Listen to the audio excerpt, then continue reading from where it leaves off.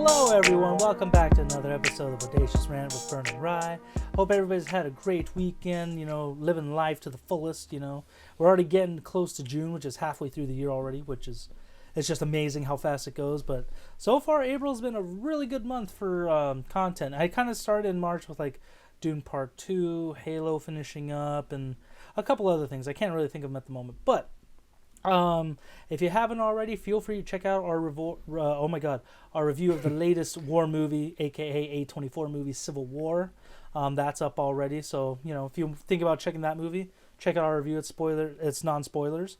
For this though, we are going to have some minor spoilers because we are talking about Amazon's newest series, which is, I think, doing really well with critics. I don't know about fans so far. I hope it's doing good. Seems like it. Okay, good. Yeah, because I would hope so. It's a solid show. And then we are talking about Fallout, the latest in the string of video game adaptations, which have so far been on the positive side, both movies and TV, which I think is really good. I know we have the Borderlands movie coming out this year. That I don't know how it's due, but Fallout, Borderlands, those are games I haven't really touched upon. So, I'm going in blind, and I think it's kind of better that way sometimes. So you have low expectations, but. As I stated before, this is gonna have some minor spoilers. So if you haven't seen all the show as of yet, it's all out on Amazon. Mm-hmm. But come back later so you can dive into it with us. Otherwise, if you do like the video, give us a like. We do appreciate that. Thumbs up for notification, or ring the bell for notifications, and of course subscribe. Just keep growing the ranting base with us. We love you all for that. So for those of you who don't know, Fallout is one of those. It's another popular video game series, kind of like Mass Effect, where it started out really good, had some great games and entries, and then it's kind of fallen flat with the most recent games and stuff like that. Like Fallout 76 bombed hard, I think. That was the most recent one, because that was in the era of every game has to be a multiplayer game just to get people to spend money, stay not connected. I guess just really stay into it. I can't think of the word right now. Attentive, I suppose. They have like a constant online presence, so you're just retaining the customer base like that and using the microtransactions to make money off them. Yeah, that, and then Mass Effect. It was just one of those ones where the Mass Effect 3 did not finish off well, and then the Andromeda one, the most recent one that came out like 7 years ago, did not do well at all either. So, So I went into this not knowing much about Fallout. I kind of played Fallout 3 years ago. I rented it, and then I was like, I don't care for this game. I'm kind of done with it. I didn't really get far at all. I was not expecting it to be such an in-depth survival game kind of. So, that's on me with that expectations. But it is a popular franchise, and luckily this show I feel like has been adapted. From what I've heard and seen, it's pretty close to the games. I could be wrong. So for those of you who are watching this and play the games, we'd love to know in the comments how much they changed, how much is accurate, just to fill us in. That'd be much appreciated. Because Bern, did you play the games much or no? So I have a similar situation like yours, but with Fallout 4. So I bought the game when it came out, and like you, I just couldn't really get into it. I think there were other things that had come out at the same time where I just played maybe an hour or two and then just kind of dropped off on it. Also, admittedly, I'm not a huge fan of Bethesda style games. I know people love them for the RPG elements and how in depth you can get in with that, and I totally appreciate that for sure. But it was mostly the mechanics and the gunplay and just the overall feeling of the games felt clunky to me, so I could never really connect with them on that sense. I'm very much one of those mechanics-based players where the game feels good to play. It gets me, and if there's something that just feels off, and I just won't be able to get into it. So it was like that with Fallout, and I tried Skyrim as well, and that was another one that people love, and I just couldn't really get into it, unfortunately. So Fallout 4 just a little bit, but barely anything. But just by cultural osmosis, in the video game, the industry, it's if you play games, about Fallout, how big of a deal it is, and you kind of get hints of things here and there, what power armor is, kind of what's going on with the lore and stuff. So that's kind of the broad strokes of my familiarity with it. Not too nitty gritty in the lore, but just okay, from an outside perspective, I kind of understood what the deal was. Yeah, I just kind of knew a little bit about the little gauntlets, like the Pip Boy things, Hmm. the blue and yellow suit character, The and then power the armor and stuff. yeah, and Yeah. just the armor because that's on the cover. So those are the only things I knew about it. Everything else with the show that it introduced is just completely new to me. So, kind of like the game implies, the name Fallout, that you're in a very post-apocalyptic future where there's a group of people that live in these places called vaults underground, kind of like Ella Purnell's character and Kyle MacLachlan, who's an overseer of the vaults. So he kind of governs them and manages them, Hmm. and they just live life. You know, it's very retro fitting, where it's like the '50s decade, but it really isn't. Like Fallout's definitely in a whole universe of their own, so that's kind of a cool aspect. They can get away with a lot in that one. Hmm. And you know, with this story, Ella Purnell is just a girl who's trying to move up in life. She's trying to, you know, she's about to marry someone from a different vault, and then due to certain events, you know, a lot of chaos that happens. Her dad, played by Kyle MacLachlan, he gets kidnapped, and she ventures out into the surface world to go find him and rescue him. And that's where you really get the gist of, you have the vault world, which is really weird and clean and stuff like that, and then the surface, which is the very opposite. And we have the great presence of Walton Goggins, who brings a lot of vibes of Justified, but just way more badass. And then Byrne has been saying it has a lot of Westworld vibes to it, or his Hmm. character specifically too, which I could definitely agree with to a certain extent. Um, yeah, and we're just kind of there's all kinds of factions. So you have the Vault people. You have like Walton Goggins' character, who's known as a ghoul, which is essentially a radiated person, you know, just drifting deep into madness, essentially, because you know they're almost like zombies to a certain extent. Yeah. And then you also have another group called the Brotherhood. I forgot, Brotherhood of Metal or something. Do you remember what the Steel. Brotherhood of Steel. Brother of Steel? Thank you. And those are the guys who run the cool looking power suits, or like they're cool, but they're also just, this show made them look very clunky. But that's kind of the point with this show. Like, this is one of those things that there's some really cool moments and cool characters, but the costume design, I think on purpose, looks like garbage just because that's kind of the world you're going into, where things are supposed to be nice and things are supposed to work the way they work, but it's all shoddy to a certain extent. So Hmm. I think that's the humor in it all, and that's why I really enjoyed watching this. Like, it's like, yeah, these things should be a little bit cooler than what they are, but they're not. But at the same time, they're not supposed to be, just because of the circumstances and whatnot. Um, yeah, I was able to binge this in like a day and a half, because they're all about an hour Same. long. Yeah, so it's not too long. You actually get really into it. I think after episode 2, that's when things really start moving forward. But Bern, what did you think of this show overall? I mean, like I thought the show was awesome. You know, like that. You know, coming into it, it's like okay, you know, we're getting another video game adaptation. This can go either way. You know, even nowadays, where it's like okay, we've gotten more hits than misses. There's still that feeling of like, oh man, I do hope they do this one justice. Even as not someone who's a fan of the games, you know, just having that familiarity with it, you want those fans to walk away from this happy. And for me, I just want to walk away with a good show at the end of the day. So you know, yeah, with the creative team involved, as Rye mentioned, you know, we have the team that did Westworld here. You know, Jonathan Nolan and his wife slash producing partner Lisa Joy. We have them, you know, spearheading the show. So there's a lot of you know creative merit behind the scenes to think, okay, maybe this could be good. We'll see, you know, how it sort of comes together. And I thought it came together pretty great. I definitely got a lot of season one Westworld vibes with the way, like you mentioned, Walton Gogginson's character feels like a lot like Ed Harris's Black Man in Black. There, Ella Purnell's character Lucy very much feels like a Dolores in the first season. You know, with her character arc. So yeah, there was a lot of things here and there that I really like. Oh, okay, that's really cool how they kind of like referenced that, and obviously a lot of the references to the game sort of went over my head. But watching it with my brother, someone who's played the games, I was able to, pick his brain and see like, oh, okay, like this is reference to that. This is, this is what this is like referring to. It's like, okay, that's really cool. Like there's a lot of things there for the fans to like really dig into. So that's really cool. But just really the whole mystery box element of the show, I think works in its favor. And I'm so glad that they released all eight episodes. I know we've had a few shows, lately, fewer than before for sure, that come out in this binge format. But with this show again, with it having so many mysteries that unravel throughout each episode, I constantly wanted the answers to them. So whenever that episode ended and the next episode thing popped up, clicked on it right away because it's like I'm invested in this story.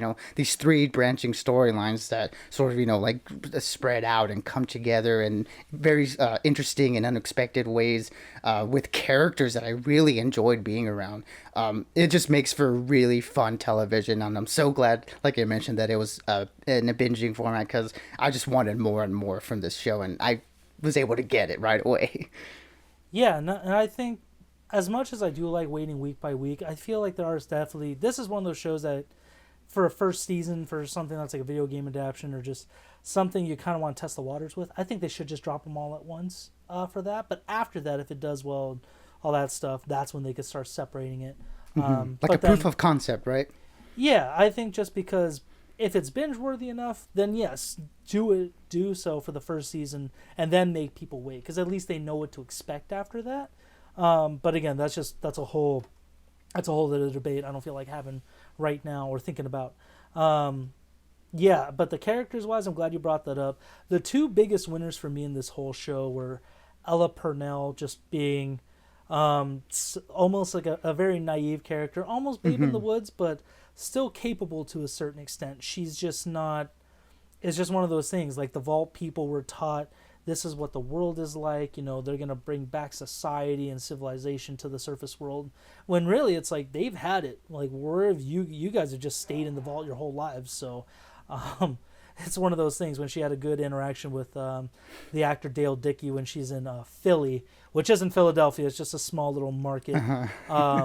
But I thought that was it was a good argument where people don't like vault dwellers, and the way the show goes on, it makes a lot of sense why you wouldn't like them. So I definitely respected that, and I think this show did a great way of like, it started out where you think you care about these people and you think you have an idea of where it could go, but then as the show goes on, you keep digging and digging and digging, and then it's not as clear. But the ending definitely the ending I kind of predicted to a certain extent, but at the same time it was like did not see some of those things coming. So I really like that aspect of it.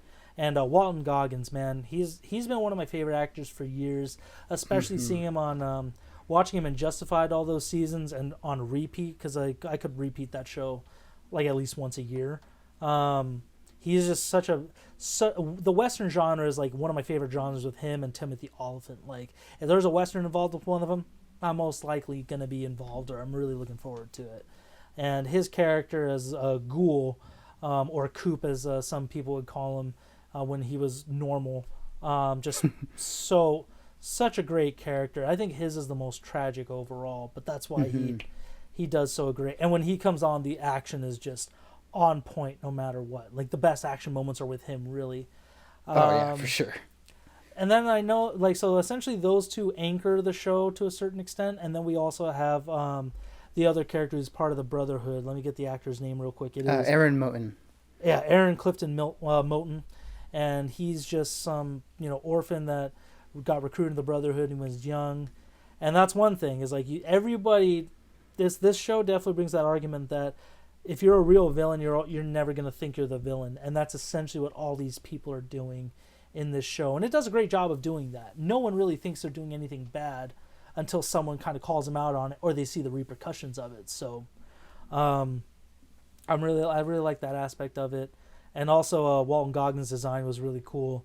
Definitely more tame compared to I've seen what other versions of the video games have done, where he's essentially just a walking skeleton, and I'm like, yeah, you definitely can't do that for this one because it would just be a little too unsettling. It would be weird. So I'm kind of glad that the makeup team did a really good job with that of crossing that bridge of like, just messed up and then also very passable for a person. So Hmm. I just really liked Ella Purnell and Walton Goggins for that stuff.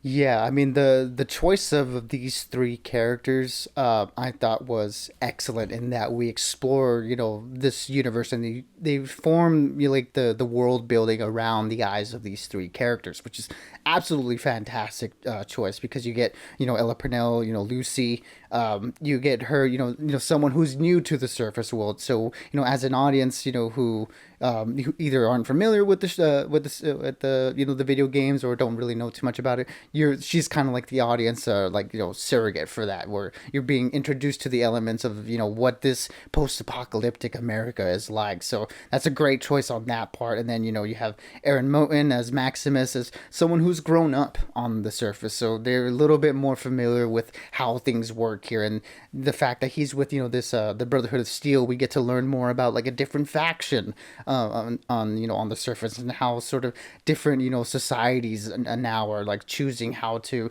navigate this world, and how they have their own like sort of convictions and their own laws and their rules, and how they go about like spreading that. It's really cool. And then you have, of course, Walton Goggins' character Cooper, where again, minor spoilers, but you see someone who sort of bridges the gap, right? From the pre-war, the pre-Fallout to now this post-apocalypse. So his dual storyline was again one of my favorite parts of the show. So it gives us that sort of lore and information that we need to know about how things got to the way they are, and we get to see a man become broken over time. So it's just like, again, the choice of these three people were so great to explore this world with, and just the fact that they're all fun and interesting characters. I know Maximus gets a little bit of the short end of the stick, but I do really appreciate the comedic aspects with this character, sort of like his childlike sensibilities, and how sort of like he's kind of someone who fails upwards. It's kind of a hard character to like, but I thought the actor did a really good job of portraying that. And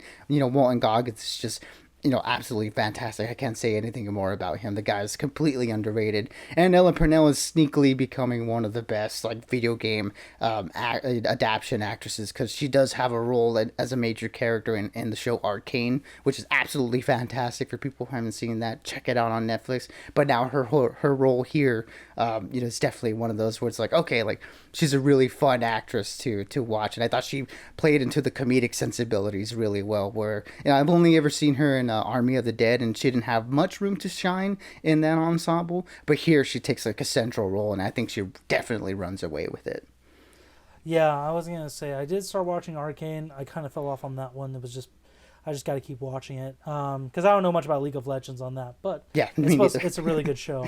And Army of the Dead, I really liked her in that one. Haven't really seen her in. I know she was in Miss Peregrine's Peculiar Children. She was in Kick-Ass 2, but I don't really count that because that was just a random role for her.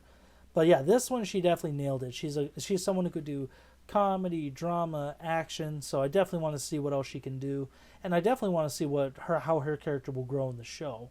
Um, but yeah, as of Aaron Moten's character, while he wasn't my favorite, the guy still did a great job of portraying this awkward character who, even though the Brotherhood of Steel is very trained for controlling the wasteland and warfare, essentially, they're still just weird dudes. They're almost like the. It's not weird, not just dudes. Oh, it's actually mostly dudes, to be honest. I don't think I really saw a woman in that, so that was kind of interesting. But either way, it was just a very interesting faction to see that. And then yeah, just Walton Goggins, man, he just slayed every time he was in it.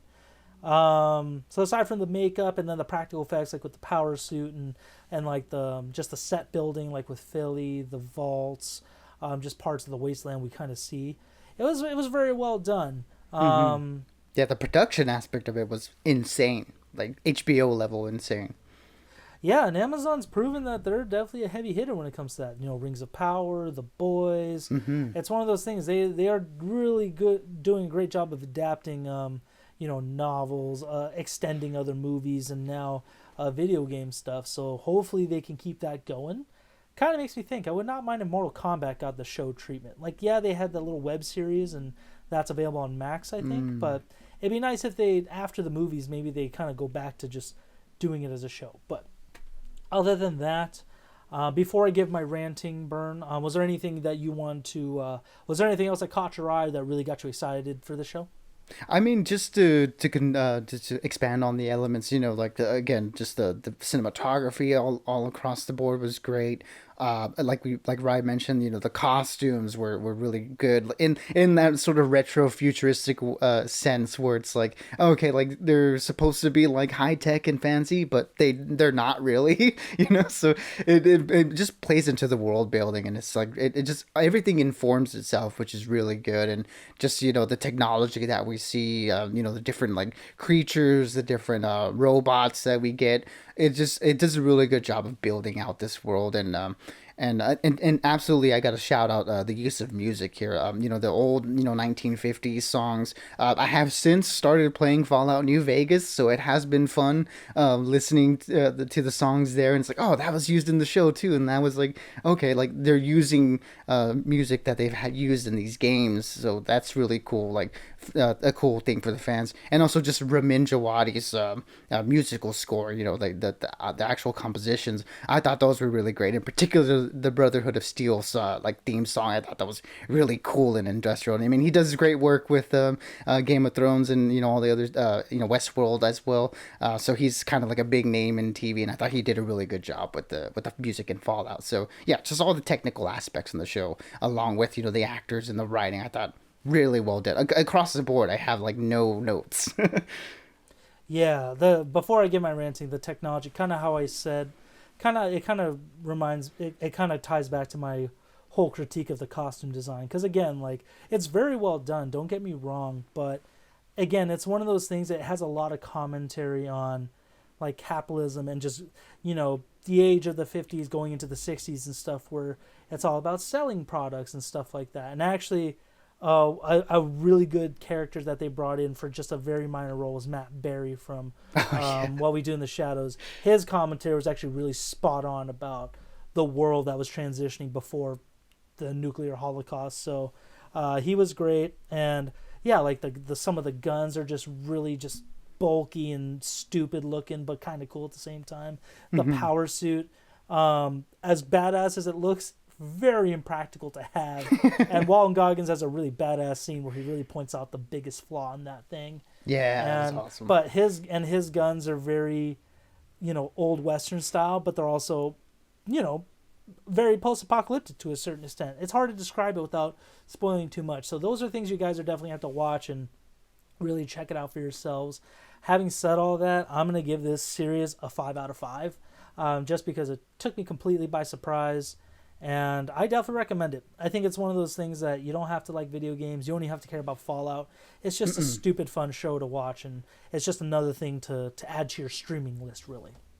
Yeah, absolutely. Look, man, this show took me completely by surprise, and I mean, like I just said, I have no notes for it. Again, coming in as someone with like really no expectations, I'm sure like if I had more familiarity with the games, I'd be able to like nitpick things here and there.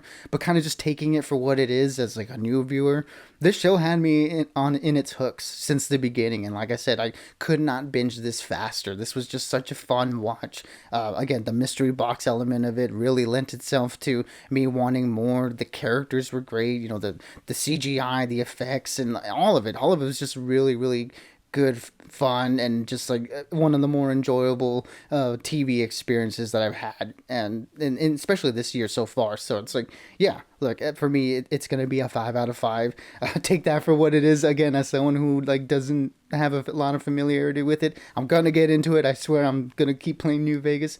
But overall, man, I was just really floored by the show, and yeah, it's one of those I can't recommend enough. Like you said, to anyone who just enjoys TV. Really, I watched it with people who also don't have familiarity with games, and we all really liked it. So I think this is one of those shows that's just gonna hit for people who just like fun entertainment, you know? So yeah, definitely 5 out of 5 for me. No notes. Yeah, I mean, I think, yeah, I'm like I said, I'm really looking forward to it. It definitely is one of those shows that it makes me want to get into the games, like give them a good try. So if Vegas is still solid after all this, I definitely may check that out. But it's also like, hey, maybe this will reinvigorate the Fallout franchise to reinvent itself, because I feel like Red Dead's mechanics with this kind of post-apocalyptic world, and maybe even like aspects of Resident Evil, like the whole backpack stuff, I think you could have a really fun game with it. But again, we'll have to see what happens. And for those of you who did watch this show, what did you think of it? Did you love it as much as we did? Are you looking forward to season 2, or was it just another show to watch and just not really think much of? We'd love to know your thoughts on that. And yeah, like I said, we got a lot more content coming out in April.